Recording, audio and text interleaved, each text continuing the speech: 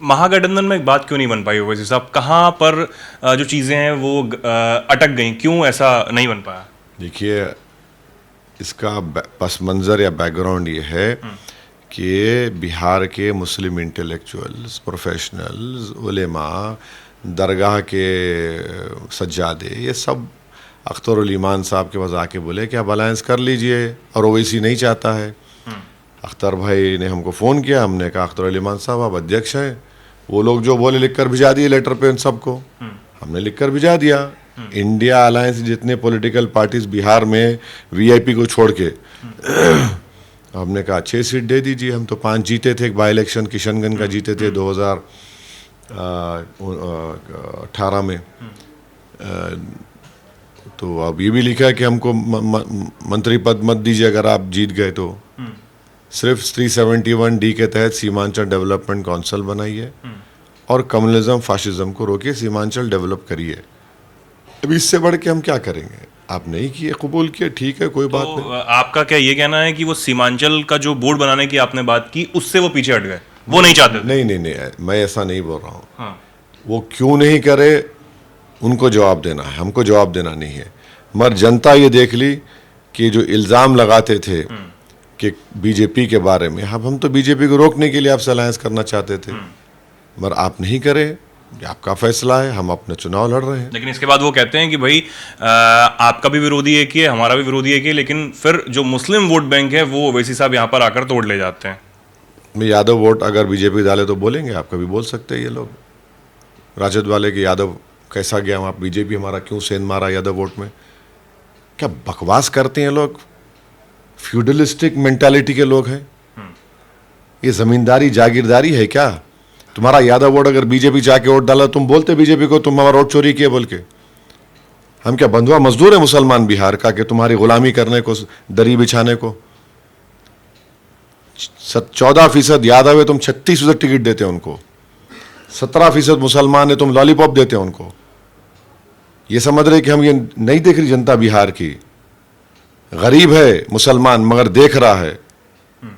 बकवास करते हैं। अगर कोई यादव जाके वोट डाला बीजेपी को, हिम्मत है तो बोल के दिखाओ बीजेपी को कैसा तुमने हमारा वोट ले लिया, तुम कैसा वोट काट रहे हमारा। और यादव वोट डालता है बीजेपी को, उनका इख्तियार है। मुसलमान क्या तुम क्या, हम क्या कोई कैप्टिव है? हम क्या आजाद नहीं है?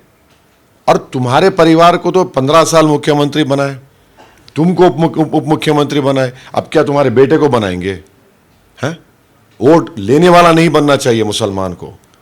बीजेपी का लिस्ट देखिए, हर हिंदू कास्ट को उन्होंने वोट दिया, टिकट दिया है, जेडीयू ने दिया है, इन्होंने दिया है।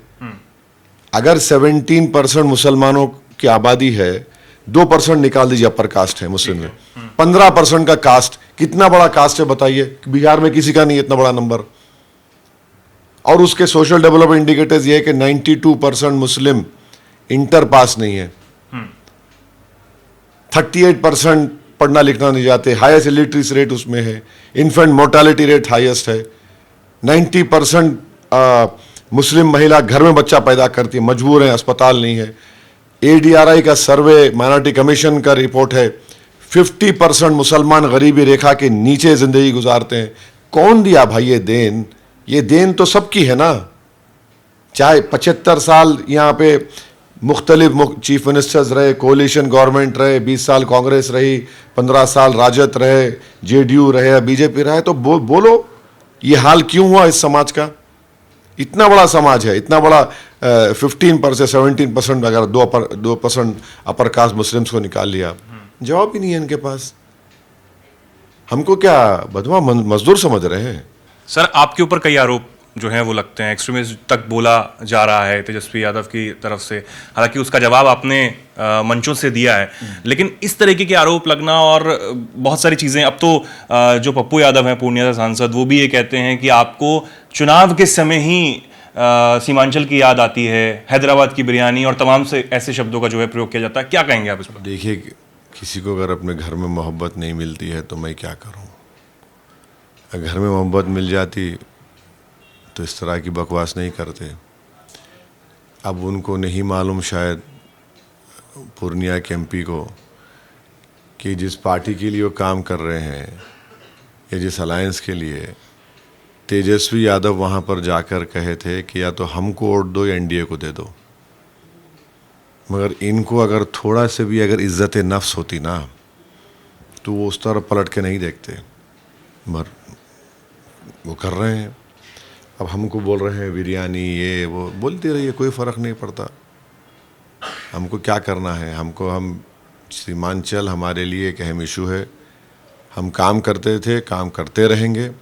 और इस तरह की बकवास, झूठे इल्ज़ामात, गाली गलौज से हम कोई फ़र्क नहीं पड़ता। जनता इनकी मेंटालिटी को देख रही है, इनकी मानसिकता को देख रही है, इनकी नफ़रत जो निकल कर आ रही है उसका उनको खैमियाजा भुगतना पड़ेगा। अब रहा सवाल तेजस्वी जो एक्सट्रीमिस्ट बोले, वो भी उनकी मानसिकता है, वो भी उनका मेंटल माइंडसेट है। लेकिन वो तब सब जब आप चिट्ठी लिखकर बातचीत नहीं, कर रहे हैं। ठीक है, कोई बात नहीं, वो छोड़िए। मगर जिसके चेहरे पे दाढ़ी है, सर पे टोपी है, उनके लिए चरमपंथी है। जो हमारी माँ और बहनें दुपट्टा ओढ़ती हैं, या फिर मुसलमान औरतें भी दुपट्टा ओढ़ती हैं, हिंदू बहनें भी दुपट्टा ओढ़ती हैं, मुसलमान औरतें हिजाब भी या बुर्का भी करते हैं, उनके लिए चरमपंथी है। जो बच्चा मदरसे जाके पढ़ेगा, जो वहाँ पढ़ाएगा, जो नमाज पढ़ेगा मस्जिद जाकर, रमज़ान में रोज़ा रखा, चरमपंथी उनके लिए। मुख्यमंत्री नहीं बनने का ख्वाब देख रहे हैं, मगर ज़बान से अपनी नफ़रत का इजहार कर रहे हैं समुदाय के बारे में, तो ये जनता देख रही है, एक्सपोज हो रहे हैं बैडली वो। तेज प्रताप यादव के बारे में आपने कुछ सोचा, क्योंकि वो अलग लड़ रहे हैं, अलग पार्टी उन्होंने बना ली। आप बताइए, एक माँ की कोख से पैदा होने वाले आंख में आंख डालकर बात नहीं करते, तो ये क्या बिहार की जनता को यूनाइट करेंगे? ये क्या अपने ही यादव वोट बेस को पैगाम दे रहे हैं? वो क्या मुसलमानों को पैगाम दे रहे हैं कि हम बीजेपी को रोक पाएंगे? अरे तुम दो भाई नहीं मिल रहे हैं। हमारा मानना यह है कि 3 मरतबा बिहार की जनता ने नरेंद्र मोदी को प्रधानमंत्री बनाया, 20 साल से नीतीश कुमार है, 15 साल लालू परिवार मुख्यमंत्री रहा, मगर नरेंद्र मोदी का दिल अहमदाबाद में अटका हुआ है, नीतीश कुमार का राजगीर में, और लालू का अपने एक ही बेटे में। और बिहार की जनता, सीमांत जनता कहाँ जाए बताओ आप?